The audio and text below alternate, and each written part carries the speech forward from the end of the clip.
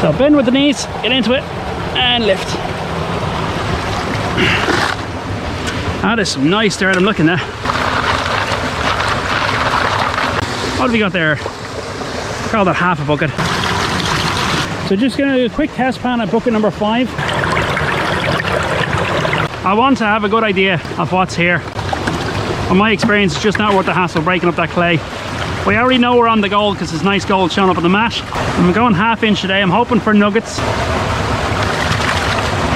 I say there's not a whole lot of material in there. Right, let's work this one back. Hopefully this is just as good as the last few. Come on, be good to me. Ha! Ha!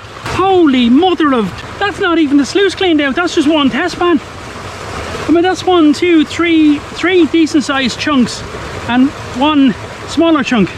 Wow. Give it for comparison. I think we could easily exceed the 1 gram mark today. What do you think?